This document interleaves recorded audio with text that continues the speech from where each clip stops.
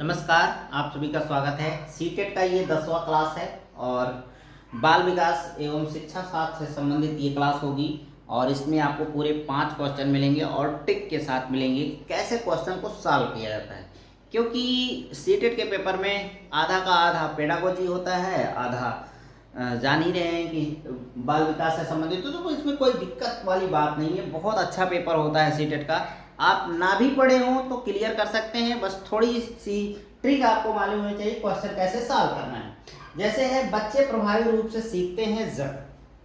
कब सीखते हैं बच्चे प्रभावी रूप से? छोटे बच्चों की बात हो रही है। वे पाठ्यक्रम में दिए गए तथ्यों को याद करते हैं।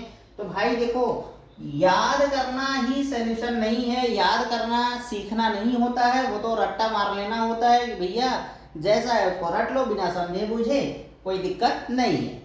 तो ये वाला ऑप्शन आपका गलत हो जाएगा, याद नहीं किया जाता है। पाठ्यक्रम को समझना जरूरी है, याद करना नहीं। श्याम पट पर अध्यापक के द्वारा लिखे गए उत्तरों को नकल करना। तो भाई नकल करना क्या होता है? कोई मतलब नहीं है। आपने सीखा क्या? टीचर ने जैसा लिख दिया वैसा आपने नकल कर लिया, तो आपने सीखा क्या? कुछ नहीं सीखा, बच्चे ने कुछ नहीं सीखा। तो अगला ऑप्शन है, वे विभिन्न गतिविधियों एवं कार्यों में सक्रिय रूप से भाग लेते हैं। सक्रिय रूप जो आपका आ गया ना, यही आपका ऑप्शन सही कर देता है कि बच्चे एक्टिव होने चाहिए, वो डरे नहीं हो, वो संकुचाए ना हो, वो क्या हो, सक्रिय हो, तभी वो सीख सकते हैं। और यही ऑप्शन आपका सी वाला सही हो जाएगा।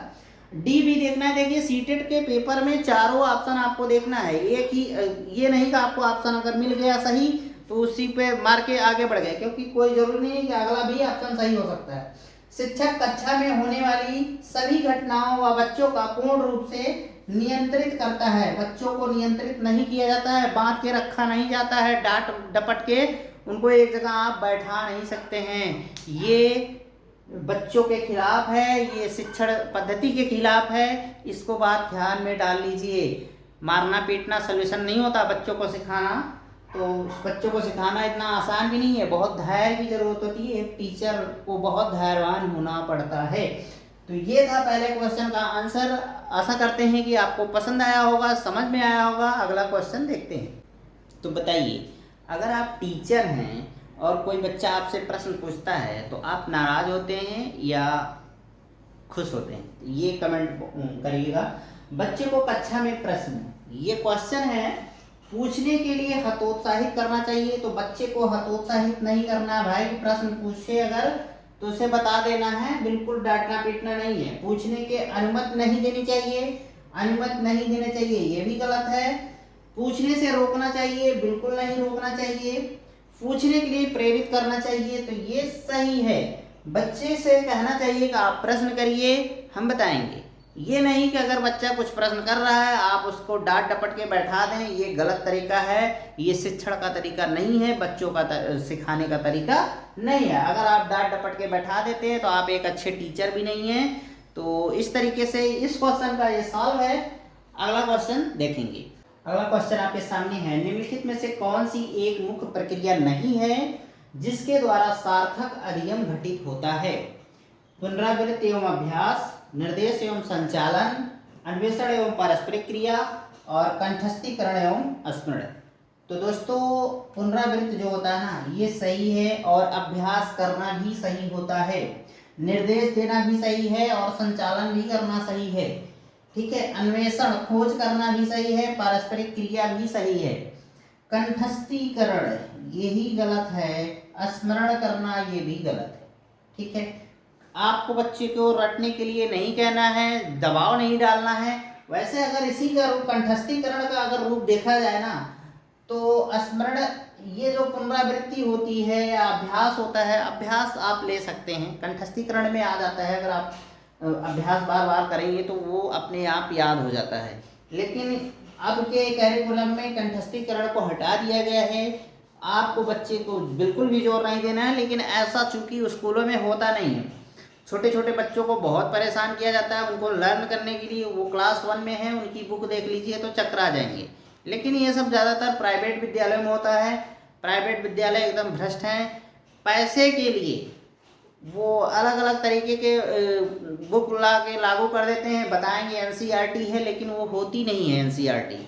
एनसीएफ का फॉलो करने के बताएंगे, वो भी सब लिखा रहता है लेकिन कुछ होता नहीं है। तो लेकिन जो सरकारी विद्यालय हैं वो पूर्णतः एनसीएफ को फॉलो करते हैं, बच्चों को हित की बात करते हैं, वो ये सही है। लेकिन प्राइवेट विद्यालयों में ज़्यादातर तो खराब ही पुस्तकें आप देखें तो बहुत हार्ड सिलेबस लागू कर देते हैं, छोटे बच्चों ला है ही नहीं। क्लास 1 में है, LKG में है, इतना बड़ा बड़ा पढ़ाने के लिए दे देंगे। बच्चा ABCD नहीं जानता है और उसको बड़ी बड़ी पुस्तकें पढ़ने के लिए दे देंगे, ये सब ठीक नहीं है। फिलहाल ये तो विवादित मुद्दा है और ये आपके क्वेश्चन का आंसर है और इसी तरीके से आपको क्वेश्चन को सॉल्व करने हैं। अगर आपको वीडियो पसंद आ रहा है तो लाइक ज़रूर किया करिए, और नए हैं तो चैनल पर सब्सक्राइब भी किया करिए और एक प्यारा सा कमेंट जरूर किया करिए। इससे हौसला बढ़ता है, अच्छा लगता है, आप लोगों के लिए काम करने की हिम्मत बढ़ती है। तो चलिए अगला क्वेश्चन देखते हैं। अब आपके सामने ये अगला क्वेश्चन है, बच्चों की गलतियाँ बार बार अभ्यास करने के लिए कहकर तुरंत सुधार देनी चाहिए। तो बच्चे को ये सब नहीं करना है कि अभ्यास बार बार जो होता है ना, ये गलत तरीका है, और कहकर सुधार देना चाहिए, ये भी गलत तरीका है। ये आपको खोजना है कि कैसे बच्चे का गलती सुधारना है, लेकिन कहकर सुधारनी नहीं चाहिए, ठीक है, ये गलत माना जाता है। अधिगम का एक भाग है तथा उन्हें विचारों में एक अंतर्दृष्टि देती है। बच्चों की गलतियां जो होती ना, ये शिक्षा का एक भाग है, सही बात है, और इससे टीचर को पता चलता है कि बच्चे में कहाँ प्रॉब्लम है और टीचर उस चीज़ को समझकर उसको सॉल्व करने का प्रयास करता है, नए तरीके से पढ़ाने का प्रयास करता है, मतलब किसी ना किसी माध्यम से उसके प्रॉब्लम को बच्चे को सॉल्व कर देता है। तो इस तरीके से आपका ना ये बी वाला ऑप्शन सही है। शिक्षण अधिगम प्रक्रिया में महत्वहीन है, तो भाई महत्वहीन नहीं है, गलतियाँ बहुत ज़रूरी है, उससे बच्चे सीखते हैं कि कहाँ क्या प्रॉब्लम है, टीचर सीखता है, उसको सुधार करने का प्रयास करता है। प्रदर्शित करती है कि बच्चे कितने लापरवाह हैं, तो लापरवाह बच्चे नहीं होते हैं, ये स्वाभाविक है कि अगर आप कुछ कर रहे हैं, कुछ सीख रहे हैं तो उसमें गलतियां होनी है, तो ये होता है। इस क्वेश्चन का आंसर का बी ऑप्शन सही है। आई होप आपको पसंद आया होगा ये सॉल्व। और इसके बाद एक क्वेश्चन और होगा, अगर आप चैनल पर पहली बार हैं तो बार बार आपसे मैं कहता हूँ तो चैनल को सब्सक्राइब कर लीजिए। मैं आपको पूरा सिलेबस इसी के माध्यम से सॉल्व करा दूंगा, टेंशन मत लीजिए। और कुछ एनसीईआरटी की मेरे पास नोट्स है, मैं कुछ लास्ट टाइम में उसको आप लोगों को दूंगा, ज़रूर दूंगा, लेकिन अभी इसको कराऊंगा। अगर जो एनसीईआरटी पढ़ रहे हैं उनके लिए कोई बात नहीं, लेकिन जिनके पास नहीं है, मैं खुद बना कर रखा हूँ, पूरी किताब पढ़ने के लिए तो मैं पूरा उसका निचोड़ रखा हूँ, तो लाइव आकर आप लोगों को दे दूंगा। तो चलिए अगला क्वेश्चन देखते हैं। मूल्यांकन को शिक्षण अधिगम प्रक्रिया का एक भाग होना चाहिए, केवल नंबरों के संदर्भ में करना चाहिए, वस्तुनिष्ठ प्रकार के लिखित कार्यों पर आधारित होना चाहिए, या फिर एक अलग गद्य के रूप में लेना चाहिए। तो भाई देखो, मूल्यांकन बहुत ही इम्पोर्टेंट है बच्चों का, ठीक है, ये तो 100% होता ही है, और यही आपका ऑप्शन ए सही भी होगा, क्योंकि शिक्षण अधिगम प्रक्रिया का एक भाग होना चाहिए, महत्वपूर्ण भाग है, और मूल्यांकन सतत चलता है, निरंतर चलता है। जब तक बच्चा क्लास में पढ़ता है ना, तब तक उसका मूल्यांकन होते रहना चाहिए, ठीक है। तो ये ही ऑप्शन सही होगा, बाकी ये सब गलत है। नंबरों के संदर्भ में मूल्यांकन नहीं किया जाता, बच्चा कम पाए या ज़्यादा पाए उससे कोई मतलब नहीं है। मूल्यांकन का मतलब ये होता है बच्चे को कहाँ सुधारा जाए, नंबर कम ज़्यादा से नहीं मतलब है। वस्तुनिष्ठ प्रकार के लिखित कार्यों पर आधारित होना चाहिए, ये भी गलत है।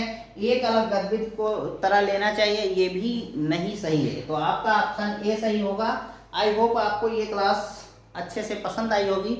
अगर आपको पसंद आई है तो शेयर करिएगा, और अगर चैनल पर नए हैं तो सब्सक्राइब कर लीजिएगा, और एक कमेंट प्यारा सा ज़रूर करिएगा।